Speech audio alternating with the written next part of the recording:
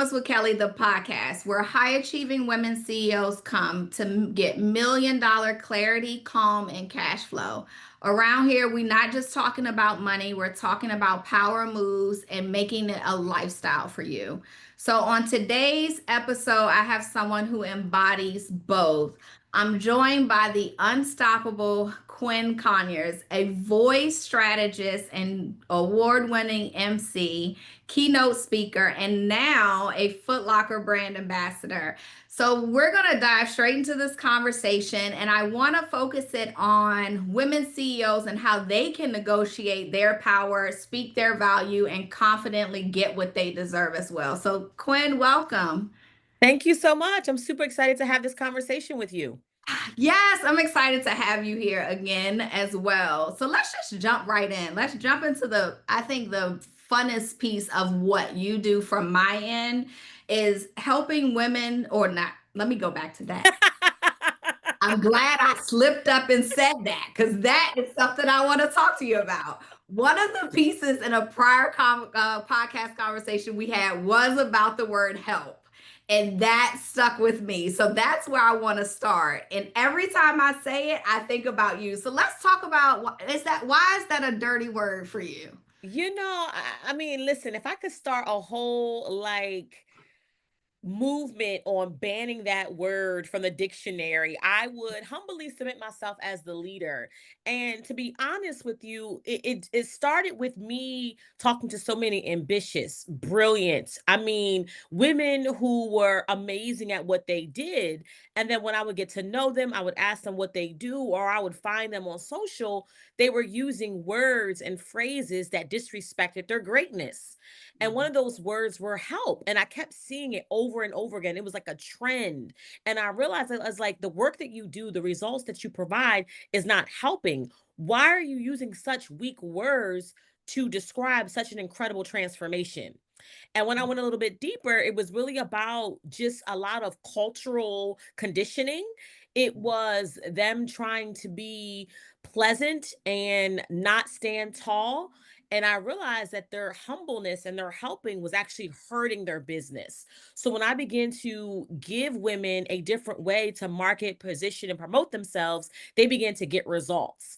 And they were like, man, every time I stop using help, people will look at me differently and hire me and see me differently. And I realized I had something there. So I went the extra mile to package, not just not using the word help, but calling it something and framing it so people understood the value of the words and also how they are perceived by clients and customers. Yeah, no, it makes total sense because we see it all the time, even from the CFO financial space, where women in particular undercharge drastically, not because they aren't qualified, but because they aren't fully claiming their voice and their value. And it's that whole nurturing side of us that I totally agree. I think it's an embedded thing that goes so deep, and we have to be intentional on working on that. And I love that that's a great space that you work one to one with your clients in that area too. Yeah, and I give people alternative because here's the thing. People don't know that help is an issue until they come across me. So there's nothing or no one saying that don't use that language, which I call discount dialect. So part of my assignment, part of my duty, part of my calling is to get women to understand the value in their voice. And there's a misconception out there about teaching women how to find their voice. I don't agree with that. Our voices aren't lost. We have one. Sometimes they're floating around in our heads. Sometimes they're floating around in our hearts. Like our voice isn't lost. It's just muted. It's just muzzled. So if I can get you to turn up the volume on your voice, be aware of what I call discount dialect or weak words like help, and then replace them with what I call luxury language, not only will you be more confident in the products and the services that you provide, your clients and customers will see you as a higher value person to invest in. So it's a thing that making you aware and then giving you language to describe what you do in a more premium way so you're not accepting pennies for what you do. Yeah, no, I think it's such a trend. Like you said, it's very trendy too. And I know for me, what I see is a lot of the $1 million plus women business owners that come to us for more financial strategy and services to leverage their numbers because they're already killing the game. They're profitable, they just want leverage. They come from that corporate help background before they started their businesses. I can use myself as an example. I spent almost 20 years in corporate leveraging how I helped businesses achieve certain things. So I agree, it's definitely a space that we can definitely leverage more and learn how not to speak those weak words into our existence and speak with more confidence and power in negotiating our value. Absolutely, 100%. Yeah, so let's jump into Foot Locker. So how did it happen? How I know you mentioned before we jumped on here that it just was kind of organic. It sounded like you had a plan, but as God always does, That part. thinks of our plan, and it sounded like it was much more organic and authentic than you even planned for it to be. It was, and absolutely. And here's the beauty of where we are right now, right? We most of us were you were running businesses and we're operating things. And I tell people all the time is like you have to embody embrace who you are before the opportunity comes. So me speaking in sneakers started back in 2018, 2019. So it's been a part of my brand. I used to say I speak in sneaks, I MC in Nikes, I have stage style because 93% of communication happens before you open your mouth. So, although I am a speaker, I'm an MC, I'm an entrepreneur, people are already looking at my attire before I even open up my mouth. And honestly, I was speaking and realizing that I was committing speaker suicide. I was about 60 minutes of a keynote presentation, 20 minutes in, my feet were killing me. I'm talking about I was convinced that my pinky toe was disconnected from my foot. I was going all the way through it. I don't even know how I finished that presentation. I don't even remember. I don't remember the first 20 minutes. The other 40 minutes is a blur because I just was trying to get off that stage and change my shoes. So I had made a decision to speak in sneakers and people really started to notice and they liked how I put it together and it really defined and made people look at me differently because I wasn't wearing the standard. Not only was I not wearing suits, right? I was coming in full color. You might catch me in Yep. pink and yellow and purple and pink. Like I was doing all the things because I just feel like we're so used to showing up but blending in. And I wanted to show up and stand out as a strategy to start conversations. And part of that was wearing sneakers on stage. So I was doing that 8 or 9 years, actually, probably 7 or 8 years before this opportunity came. But I was at an event. I always encourage women, especially, to go out. Don't be around your computer. You got to go to conferences and events, networking, conventions, summits, all that good stuff. And I was in California and I was at a marketing conference. I was emceeing the AI and marketing stage. And this woman was like, "Oh my gosh, I love everything about your style. You're amazing. Are you into fashion?" She thought I was into fashion. I'm like, I mean, I like to be stylish, but Yeah. no, I'm not into fashion. But I'm going to pause there because it's not how well you do things, it's also how you show up. So I realized the importance of showing up, number one. Number two, because of how I showed up, a conversation started. Now, I bring that up because if I was not able to articulate what I did and verbalize the value, I would have never got the Foot Locker opportunity. So when she complimented me on my fashion, I was able to, control the conversation, just figure out who this woman was and explain to her who I was and told her how I speak in sneakers. She comes and tells me that she basically works for various malls and her job is to market the stores inside the mall. Go figure. So I was like, great, let's talk about, what type of stores are on your roster and a follow-up conversation. And then as she showed me like the different opportunities and the different content creators she had, we decided that Foot Locker would be the best for me. So I love it. I'm excited. To be honest with you, people probably will see more because I know that a few of them were saving my content for back to school, which starts in August. So some of it has already kind of matriculated, but the beauty of what I did was Any Foot Locker. There's like over 2,000 of them. So we might not see it. I'm in Maryland, right? I don't know where everybody's listening and watching,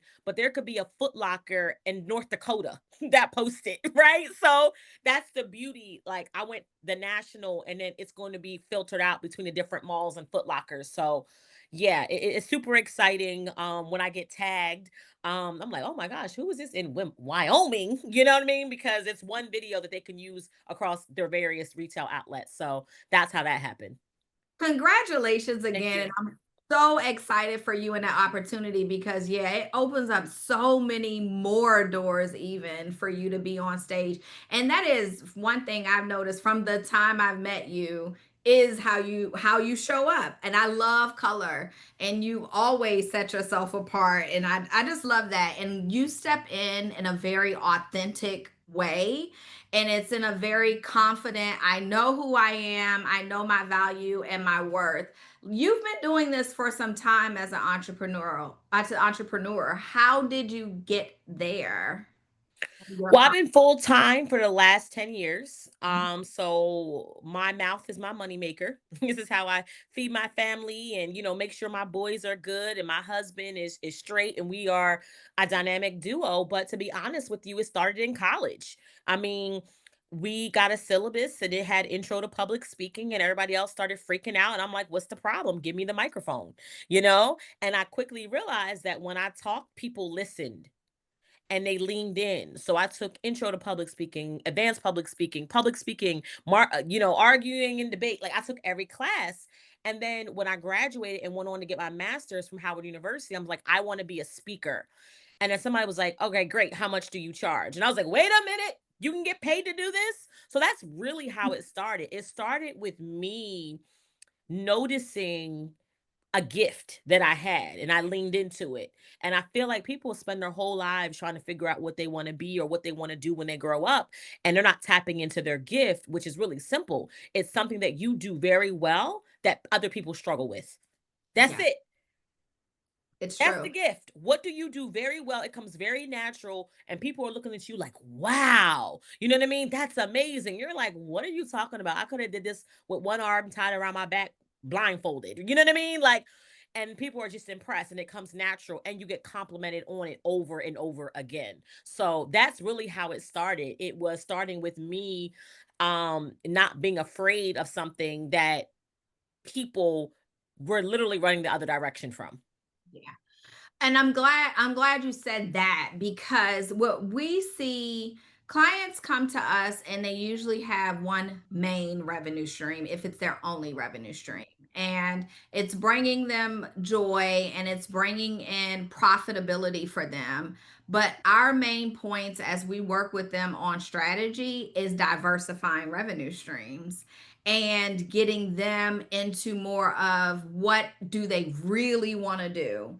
And the number one thing, as we work primarily, our portfolio are civil engineers, event management corporations, people in the mental health space. So, therapists, counselors, psychologists, all of those people, even across that wide stream, all Mhm. of them say they want to speak more, or they want to Mm.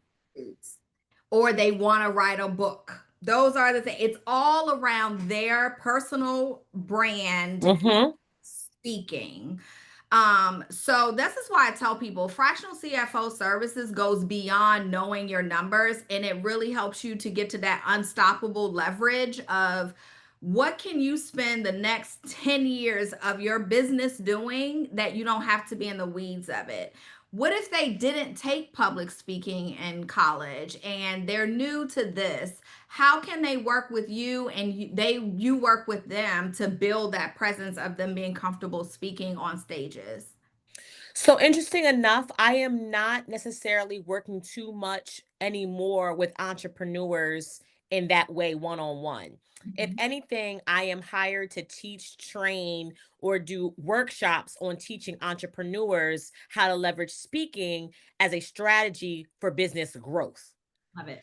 And if I do that in that capacity, it is more or less making sure that these entrepreneurs understand their M&Ms, right? Because there is this like thought process of I want to speak, which equals I want to tell my story. And I'm like, I just want to tell my story. And every time I hear that, I'll be like, Lord, what does your story have to do to connect with the audience members? So when it comes to that, especially with the individuals you just mentioned, it's all about what I call mastering your M&Ms. Like, what is your message?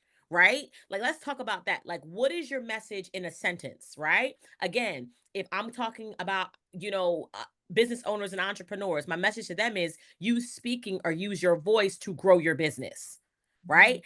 And people have I want to talk to any and everybody. And then my message is for who? Like, what is your message? The next thing is, who is your market? Like, who you talking to? Right? And that should be very defined, not just entrepreneurs, but entrepreneurs who are making $1 million who want diverse streams of income, right? Like crystal clear. Who's your market, right? It's not just women, it's women who have multiple children who are looking for an in home, care and support, right? Like it's very like, who is your market, right?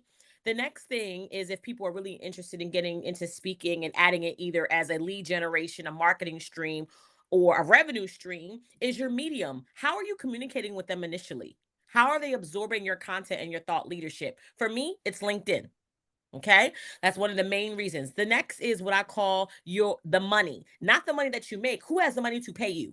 Right? So people get caught up. Oh, yeah, I would love to speak to teenage moms about how they can navigate and still be successful, even if they're a teenage mom. Well, teenage moms ain't got no money. They barely trying to get it for Pampers and formula. So you have to figure out who has the money to hire you. Is it corporations? Is it associations? Is it colleges? Right? So the first thing I like to do and start with is really making sure that these individuals who want to speak or write a book, they understand their M&Ms, which is their message, their market, their medium, and the person who has the money to actually hire them. So I'll start there or leave it there.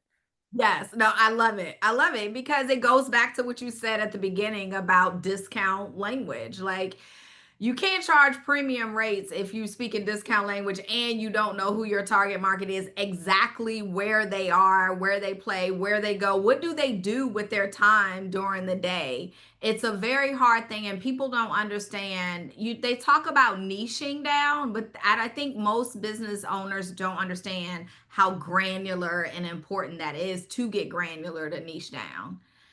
So let's talk a bit about your voice is your vehicle. You've touched on that so much as their vehicle. What is an offer that you would have for this particular audience that they can work with you at the rate that you were just talking about and teaching them more of the not using discount language and how to do better with presenting themselves in the space? What are you currently offering for those people? So right now, I would say they could download my luxury language list. It's complimentary, not free. See what I just did there? So it's complimentary. It's not free. But literally, if you send me a message, or I can send you the link. If you message me list on any social media platforms, LinkedIn, Facebook, Instagram, I'll send you that list. And I would start there. I would start there by doing what I call a voice or a language audit, going through your website, going through your marketing materials, going through your social media, and looking where you see what you do. And if the word help shows up, how can you replace it with more powerful language? So this list gives you a list of all of the discount dialect weak words that you should not be using as a business owner. And then I give you what I call a luxury language list with words that are more powerful and amplifying who you are and what you do.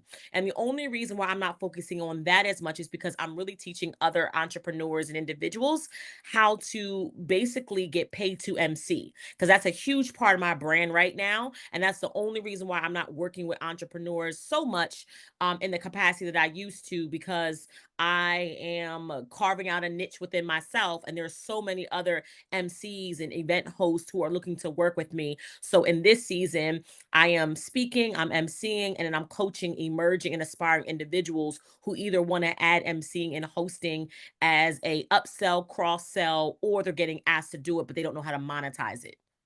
I love when that things just flow well because that was in Mhm. closing my final thing I was going to ask you. We have a ton of people that listen to our podcast that are in the event management space. Yeah. How do they reach you for MC opportunities?